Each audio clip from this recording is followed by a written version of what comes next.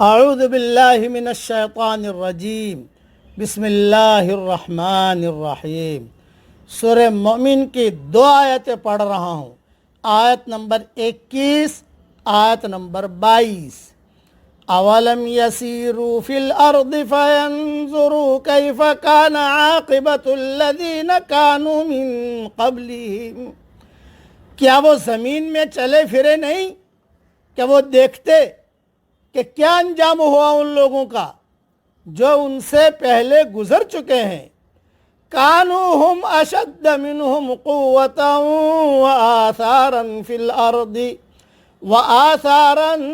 الارض فاخذہم اللہ بذنوبہم۔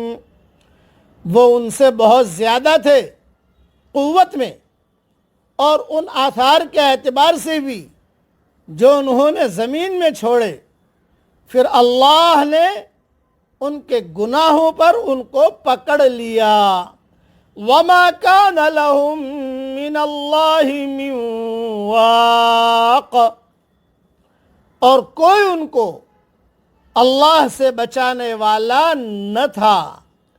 ذَلِكَ بِأَنَّهُمْ كَانَتْ تَأْتِيهِمْ رُسُلُهُم بِالْبَيِّنَاتِ فَكَفَرُوا فَأَخَذَهُمُ اللَّهُ۔ یہ اس لیے ہوا کہ ان کے پاس ان کے رسول کھلی نشانیاں لے کر آئے تو انہوں نے انکار کیا، تو اللہ نے ان کو پکڑ لیا۔ انہ قوی شدید العقاب، یقیناً وہ طاقتور ہے، سخت سزا دینے والا ہے۔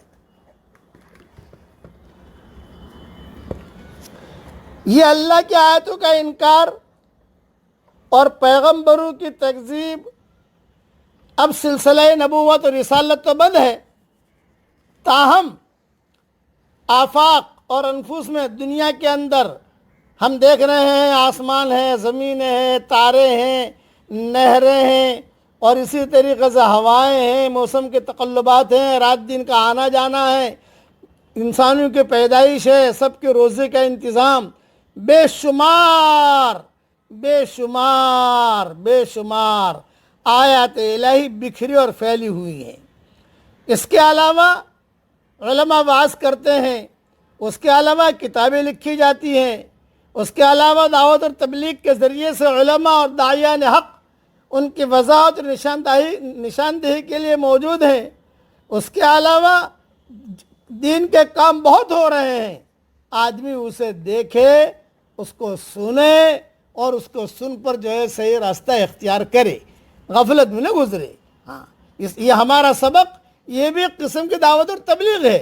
آدمی دھیان سے سنے، قرآن سنے، ترجمہ سنے، اور پھر اس میں جو تشریح کی جاتی ہے وہ دھیان سے سنے اور اپنے رخ کو صحیح طرف موڑ لے۔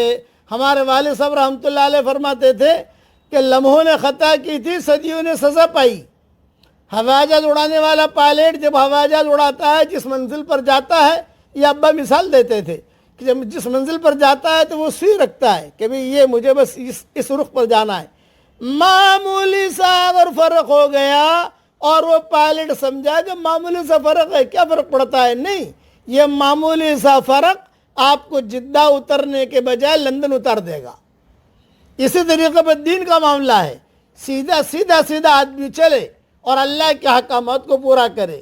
اس لیے آج بھی جو آیات الہی سے اعراض اور دین و شریعت سے غفلت کرے گا، اس کا انجام مکذبین اور منکرین رسالت سے مختلف نہیں ہوگا۔ یہ بھی گویا کہ نبیوں کی باتوں پر نہیں چل رہا ہے۔ اس لیے آدمی جو ہے اللہ کے احکامات کو پورا کرے۔ اور ایک نصیحت سن لیجئے، دنیا کی تاریخ میں کثرت سے ایسے واقعات ہیں کہ ایک قوم ابھری اور پھر مٹ گئی۔ ایک قوم جس نے زمین پر شاندار تمدن کھڑا کیا، آج اس کا تمدن کھنڈر کی صورت میں زمین کے نیچے دبا ہوا پڑا ہے۔ ایک قوم جس کو کسی وقت ایک زندہ واقعے کی حیثیت حاصل تھی، آج وہ صرف ایک تاریخی واقعہ کے طور پر قابل ذکر سمجھی جاتی ہے۔ اس قسم کے واقعات لوگوں کے لیے معلوم واقعات ہیں، مگر لوگوں نے ان واقعات کو ارض حوادث یا سیاسی انقلابات کے خانے میں ڈال رکھا ہے، لیکن اصل حقیقت یہ ہے کہ یہ سب خدائی فیصلے تھے جو سچائی کے انکار کے نتیجے میں ان قوموں پر نازل ہوئے۔ اگر ہم کو وہ نگاہ حاصل ہو جس سے ہم معنوی حقیقتوں کو دیکھ سکیں تو ہم کو نظر آئے گا کہ ہر واقعہ خدا کے فرشتوں کے ذریعے انجام پا رہا تھا، اگرچہ بظاہر دیکھنے والوں کو وہ دنیاوی اسباب کے تحت ہوتا ہوا دکھائی دیا۔ بس اس لیے اپنی حقیقت کو سمجھیے بھی اور احکامات الہی کو پورا بھی کیجیے۔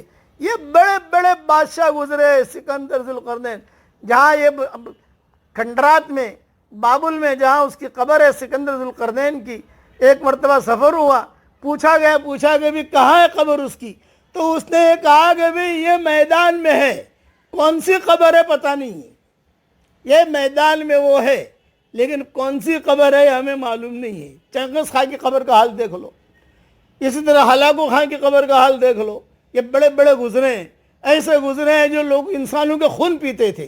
کتابوں میں لکھا 20-20 لاکھ انسانوں کو مارا ہے، 2-2 3-3 دن تک وہ اپنے گھوڑوں سے اترتے نہیں تھے، بس لوگوں کو مارنا۔ جب پیاس لگتی تھی تو اپنے گھوڑے کو خنجر مارتے تھے اور اس سے جو خون نکلتا تھا اس سے اپنی پیاس کو بجھاتے تھے۔ یہ ایسے لوگ تھے، کہاں چلے گئے یہ سارے کے سارے؟ یہ جتنے بھی آج دنیا میں گھوم پھر رہے، چل پھر رہے، یہ سارے کے سارے مکڑی کے جالے ہیں۔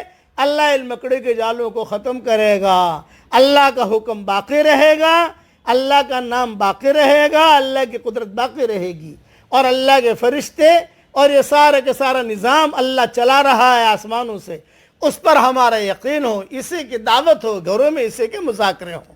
اللہ تعالی ہمیں ایمان کامل عطا فرمائے، ایسا ایمان عطا فرمائے اس کے بعد کفر نہ ہو، ایسی ہدایت دے کہ اس کے بعد گمراہی نہ ہو، ایسی ترقی دے کہ اس کے بعد تنزل نہ ہو، اور اے اللہ تو ہمیں تیرا ایسا قرب دے کہ اس کے بعد تجھ سے دوری نہ ہو اور تو ہم سب سے راضی ہو جا۔